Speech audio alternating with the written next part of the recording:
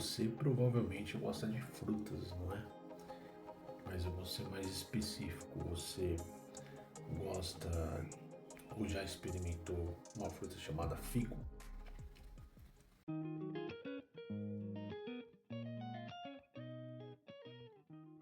O profeta Jeremias, no capítulo 24,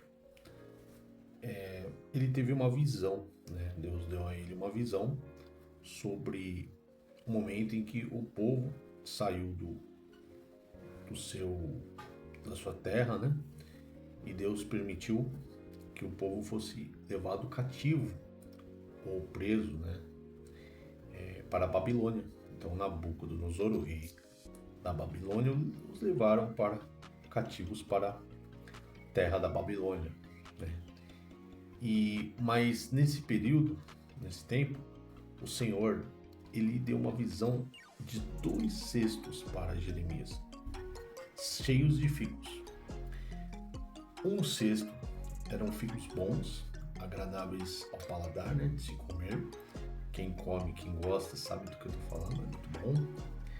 E o outro era um cesto cheio de figos desagradáveis, que não eram bons, né, que ele diz aqui, né, na Bíblia, inclusive no versículo 2, ele fala que tinha os bons e os ruins. E os ruins eram tão ruins que não se podiam nem comer, não dava para comer, não tinha condição. O que Deus estava revelando aqui como visão para Jeremias, ele estava falando a respeito do povo de Israel. Que havia um povo que tinha sido levado cativo para a Babilônia, e desse povo existia um grupo de pessoas que eram pessoas que buscavam a Deus, que eram pessoas que eram fiéis a Deus.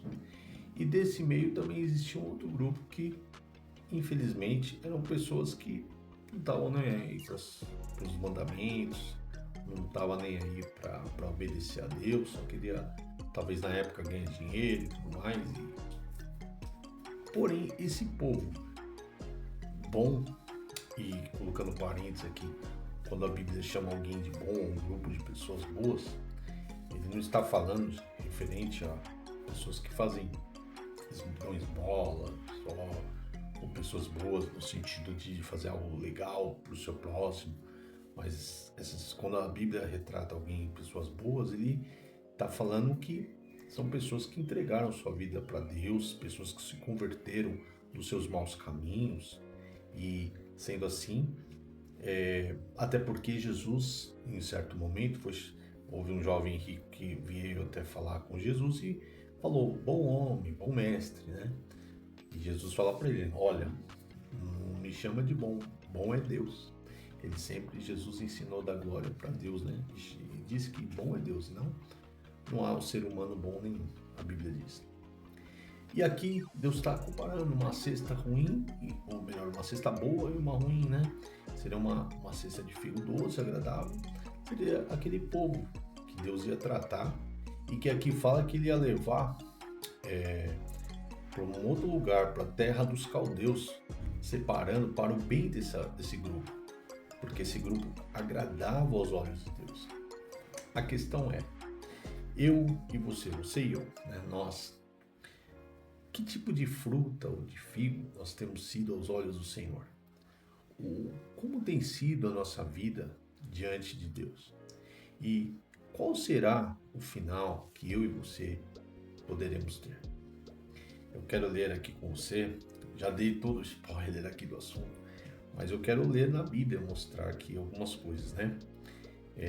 A Bíblia fala aqui no capítulo 24, no verso 4 em diante, diz assim, ó: então veio a minha palavra do Senhor dizendo, Jeremias disse isso: assim diz o Senhor, o Deus de Israel, como a esses bons figos, assim conhecerei aos de Judá, levados em cativeiro, e que eu enviei deste lugar para a terra dos caldeus, para o seu bem.